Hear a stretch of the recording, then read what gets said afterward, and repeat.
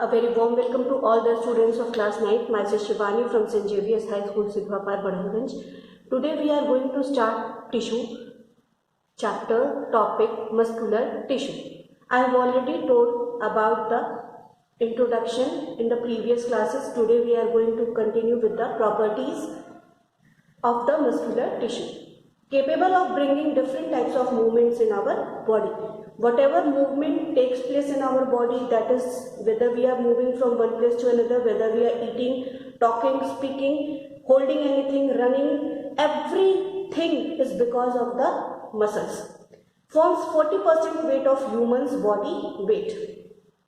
It means whatever weight our body contains, its 40% is because of muscles. It is also known as contractile tissue because muscles can contract as well as can relax, so it is also known as contractile tissue. It exhibits regular contractions and relaxations. You can regularly contract as well as relax your muscles. Composed of two microfilaments, actin and myosin, contractile proteins. The contraction in the muscles is because of two contractile proteins that are actin and myosin. Muscular tissue has direct blood supply. There is a direct blood supply to the muscular tissue. Muscles are made up of bundles of long cells called muscle fibers. Muscles, in addition to cell membrane, muscle fiber has a limiting membrane called sarcolemma. ठीक है? अब थोड़ा सा हिंदी में इसको समझ लेते हैं.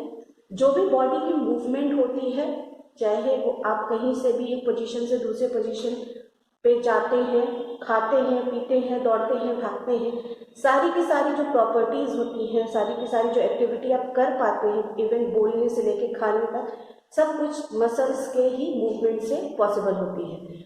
हमारी बॉडी का टोटल जो वेट होता है उसका 40% मसल्स उसके लिए रिस्पॉन्सिबल होती है.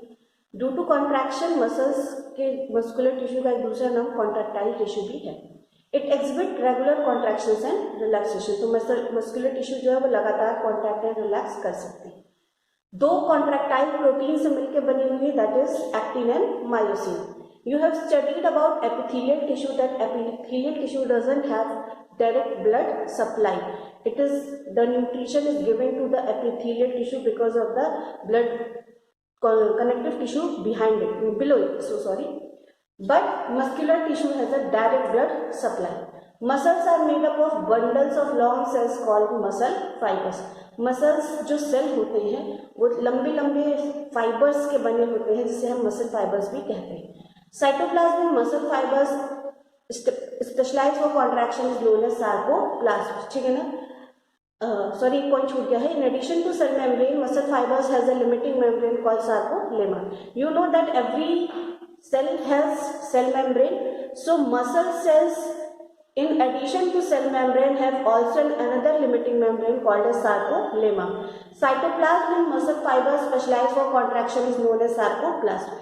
जो मसल फाइबर्स का साइटोप्लाज्म होता है जिसकी वजह से मसल सेल्स कॉन्ट्रैक्ट करती हैं, उसको हम कहते हैं sarcoplasm. Sarcoplasm encloses minute strand of contractile units called myofibrils.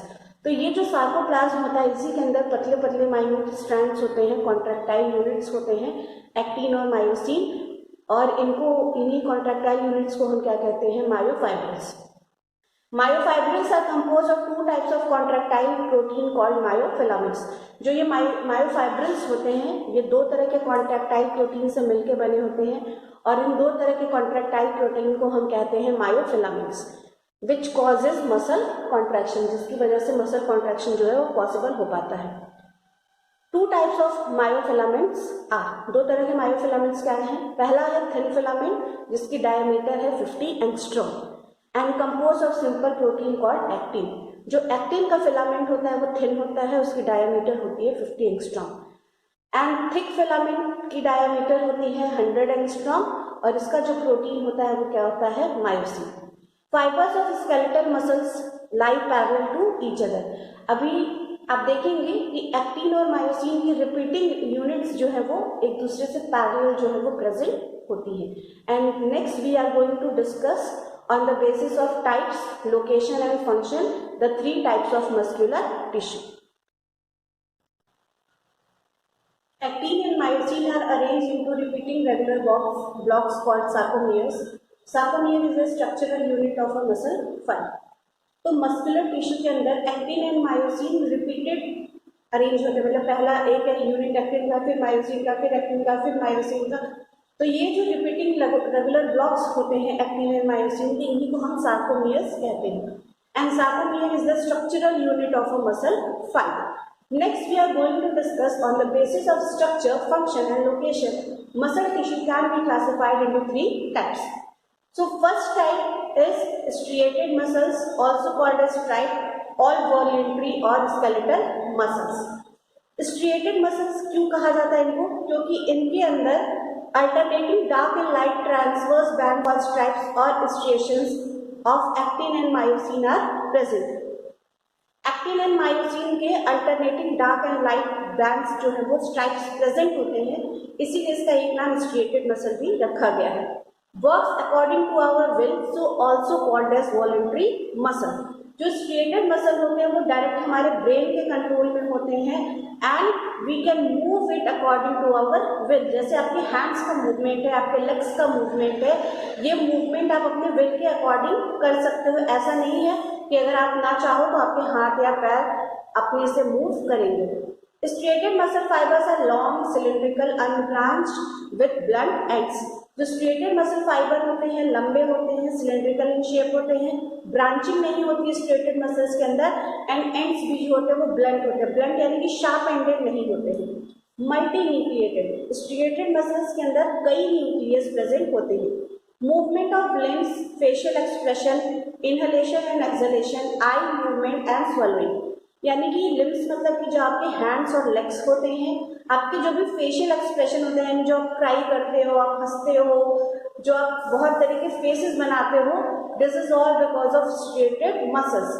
Inhalation and exhalation means जब आप सांस अंदर लेते हो, ऑक्सीजन जब एयर के थ्रू लेते हो, जब आप CO2 रिलीज करते हो, आपकी आइज की जो मूवमेंट होती है और आप जो स्वेलोइंग करते हो यानी जो खाना को स्वेलो करते हो, these all are the function of striated muscles. Next we are going to discuss about non-striated or smooth or visceral or involuntary muscles. Next category जो है वो कौन सी है? नॉन स्ट्रिएटेड है। जैसे पहले स्ट्रिएटेड पढ़ा जिसमें एक्टिन एंड मायोसिन के अल्टरनेटिंग बैंड्स प्रेजेंट होंगे। नॉन स्ट्रिएटेड है तो मतलब कोई भी बैंड जो है वो प्रेजेंट नहीं होगा। Hence also called as non-striated muscles, इसीलिए इसका नाम भी क्या रख दिया गया है? non-striated। Muscle fibres are made up of spindle shape cell. जैसे कि striated muscle fibres cylindrical shape के थे, जो नॉन स्ट्रिएटेड मसल फाइबर्स होंगे they will be spindle in shape, singulated in the centre of cytoplasm. जैसे कि striated muscles क्या थे? मल्टी न्यूक्लिएटेड थे। नॉन स्ट्रिएटेड मसल्स क्या होंगे? सिंगल न्यूक्लियस, जो कि आपको बिल्कुल सेंटर ऑफ द साइटोप्लाज्म में दिखेंगे। फाइबर्स में ऑकर इंडिविजुअली और in the form of bundle sheets. जो स्पिंडल शेप की जो ये फाइबर्स हैं, मसल फाइबर्स, ये इंडिविजुअली भी आपको दिख सकते हैं या बंडल शीट के फॉर्म में भी। Don't work our will, so also called as involuntary muscles, क्योंकि इनका डायरेक्ट कंट्रोल हमारे, अभी आप नर्वस सिस्टम नहीं पढ़े हो, नर्वस सिस्टम में दो तरह के सिस्टम होते हैं, एक ऑटोनॉमस होता है। तो ये क्योंकि जो नॉन स्ट्रिएटेड मसल्स का जो फंक्शन होता है वो हमारे ऑटोनॉमस नर्वस सिस्टम के अंदर आता है, इसीलिए ये हमारे डायरेक्ट कंट्रोल में नहीं होता है। That's why it is also called as involuntary muscles, यानी कि आपके हार्ट की बीट करना, आपके जब आप फूड को स्वॉलो करते हो, आपका फूड जब थ्रोट से नीचे जाता है आपके एलिमेंट्री कैनाल के अंदर, वहाँ पे पेरिस्टाल्सिस मूवमेंट होता है, वो आपके कंट्रोल में नहीं होता है। जब चाइल्ड बर्थ के टाइम पे यूट्रस कॉन्ट्रैक्ट होता है, these all are non striated muscles, और वो हमारे ये फंक्शन जो है वो हमारे कंट्रोल के अंदर नहीं होते हैं। Next we are going to discuss some more properties of non striated और involuntary muscles and that are can remain contracted for long time without getting fatigue. यानी जो नॉन स्ट्रिएटेड मसल्स होते हैं वो लंबे समय तक कॉन्ट्रैक्ट पोजीशन में रह सकते हैं बिना थकान के, in comparison of your striated muscles. Striated muscles बहुत लंबे समय तक वो कॉन्ट्रैक्ट नहीं हो सकती, अदरवाइज वो थक जाती है। ठीक है, Smooth muscle fibers are found in walls of alimentary canal, genital tract, ducts, blood vessels, urinary bladder, bronchioles, etc. कहाँ कहाँ मिलेंगे आपको? आपके एलिमेंट्री कैनाल यानी आपके डाइजेस्टिव सिस्टम में, जेनेटल यानी रिप्रोडक्टिव ऑर्गन्स के अंदर, डक्ट्स के अंदर, डक्ट्स बताया था एंजाइम या हार्मोन्स जहाँ से पास होते हैं, ब्लड वेसल्स में आपके artery, veins and capillaries, urinary bladder में जहाँ पे आपका यूरिन स्टोर होता है, your bronchioles, bronchioles are the unit of your respiratory system, helps in movement of food in oesophagus through peristaltic movement. जब आप खाना स्वॉलो करते हो, स्वॉलो करने के बाद खाना धीरे धीरे धीरे धीरे आपके माउथ से होते हुए, आपके एसोफेगस से होते हुए आपके एलिमेंट्री कैनाल के अंदर एंटर करता है। तो यहाँ पे पेरिस्टाल्टिक मूवमेंट होता है, रिदमिक मूवमेंट होता है, जिससे यहाँ की मसल्स जो है वो कॉन्ट्रैक्ट करते हैं, जिससे फूड जो है वो ऊपर से नीचे की तरफ ट्रैवल करता है। Removal of urine from urinary bladder, यानी कि यूरिन आपके ब्लैडर के अंदर जब इकट्ठा हो जाता है तो यूरिन की पैसेज भी जो है वो इनवॉलेंट्री मसल्स के कंट्रोल में होता है। Contraction of uterus during child birth, अभी बताया कि जब चाइल्ड बर्थ होता है तो चाइल्ड बर्थ के टाइम पे मसल्स कॉन्ट्रैक्ट करते हैं, उसी की वजह से बच्चा जो पुश होके बाहर निकलता है, तो ये कॉन्ट्रैक्शन भी हमारे कंट्रोल में नहीं होते हैं। Third type and the last type of muscular tissue is cardiac muscles are exclusively present in the walls of heart only. जो कार्डियक मसल होती है, कार्डियक मसल हार्ट के अलावा पूरे बॉडी में और कहीं भी नहीं मिलती है। Continuous and rhythmic contraction from your birth until your death, जो हमारी कार्डियक मसल्स होती है उसकी कंटिन्यूअस और रिदमिक कॉन्ट्रैक्शन होती है। इसका कॉन्ट्रैक्शन कभी भी रुक नहीं सकता, अगर इसका कॉन्ट्रैक्शन रुक गया it means your dead. Cardiac muscle fibers are made up of long cylindrical fibers joined end to end. जो कार्डियक मसल फाइबर्स होते हैं वो लंबे लंबे सिलेंड्रिकल फाइबर्स हैं जो एक एंड से दूसरे एंड पे एक दूसरे से जुड़े होते हैं। Cells of cardiac muscle tissue are shorter and form network of many branches between the cells. अभी तक हम लोगों ने देखा कि स्ट्रिएटेड मसल्स जो है या नॉन स्ट्रिएटेड मसल्स, इन कार्डियक मसल्स जो है वो ब्रांचेस में प्रेजेंट होंगे, यूनिन्यूक्लिएट पर एक ही न्यूक्लियस प्रेजेंट होगा, डोंट हैव सार्कोलेमा, ठीक है, इनके अंदर सार्कोलेमा नहीं होता है। Intercalated disc of overlapping cell membrane are form between the cardiac muscle cells. एक कार्डियक मसल सेल को दूसरे कार्डियक मसल सेल से जोड़ने का काम करता है इंटरकैलेटेड डिस्क, और इससे दोनों टाइटली सेल्स जो है दोनों एक दूसरे से ज्वाइंट रहते हैं। प्लस जब आपका हार्ट कॉन्ट्रैक्शन एंड रिलैक्सेशन करता है तो इससे वहाँ पे इलेक्ट्रोकेमिकल सिग्नल्स जो हैं वो जनरेट होते हैं, और ये जनरेशन की वजह से ही आपको पता है कि आपके हार्ट के अंदर 4 चैम्बर्स होते हैं, और ये 4 chambers alternately contract and relax करते हैं, तो ताकि ये सिग्नल ईजिली एक चैम्बर से दूसरे चैम्बर पे जाए, ये इंटरकैलेटेड डिस्क जो है वो बहुत इंपॉर्टेंट रोल प्ले करते हैं इसमें, ठीक है। Now we are going to discuss the figure and then today's topic will be over. In the next video we will discuss nervous tissue, hence tissue chapter will be over, and in the next upcoming video we are going to discuss our turn to chapter, that is why do we fall ill. So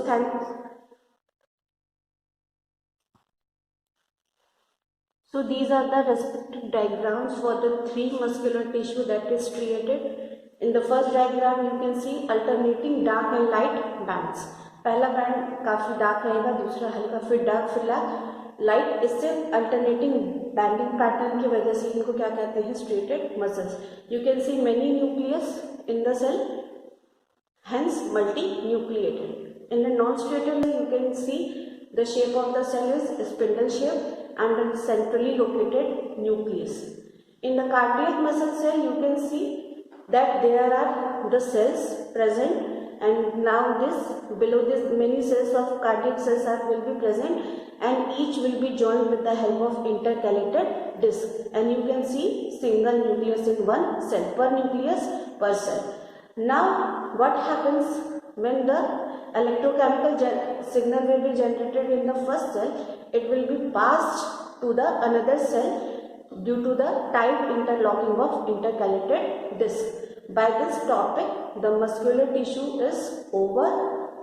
In the next video, as I previously told only, that we are going to discuss about nervous tissue, and it is very short topic, and after that chapter tissue will be completed. In the upcoming videos, we are going to discuss the chapter why do we fall ill, which is term 2 chapter, but tissue will come in the exam.